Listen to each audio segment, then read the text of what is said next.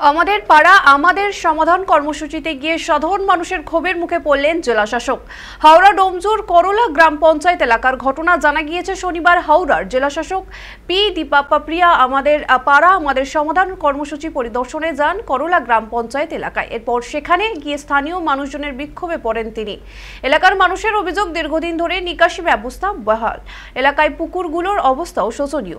একাধিকবার স্থানীয় প্রশাসন থেকে শুরু করে বিডিও এবং পঞ্চায়েতকে সকলকেই জানানো হলেও কোনো ব্যবস্থা নেওয়া হয়নি। এরপরই দ্রুত সমস্যা সমাধানের আশ্বাস দিয়েছেন জেলাশাসক।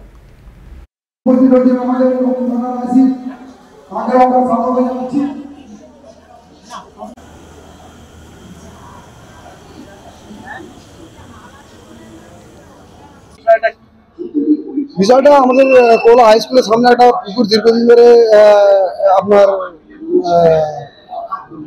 বুঝে আছে বা আবর্জনায় বুঝে আছে। তো সেখানে যেটা আমরা শুনেছি যে এটা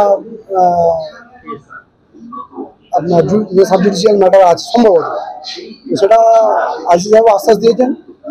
ডিএম ম্যাডামও বললেন আবেদন এখানে ওরা করুক, আমাদের পঞ্চায়েতকে আবেদন করেছে, এখানেও আবেদন করুক। বিষয়টা পার্টির ভিত্তিতে আমরা দেখে নেবো যতদূর সম্ভব, এবং আইসিও বললেন ওই জন্য আমিও হেল্প করবো।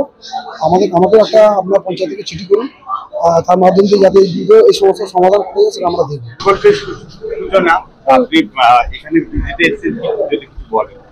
देखिए हमारे জেলাতে 24টা ক্যাম্প হচ্ছে, আমাদের HMC এরিয়া ব্লক সবকিছু মিলিয়ে আজকে প্রোগ্রামটা আমরা প্রত্যেক ব্লকে ভেন্যু থেকে 3টে বুথ মিলিয়ে একটা ক্যাম্প করেছি। আমাদের প্রথমে 2 ঘন্টা আমরা এই পাড়াতে এই বুথ এলাকাতে কত মানুষের কি কি সমস্যা আছে ওটা নিয়ে আমরা প্রথমে একটা মিটিং করি।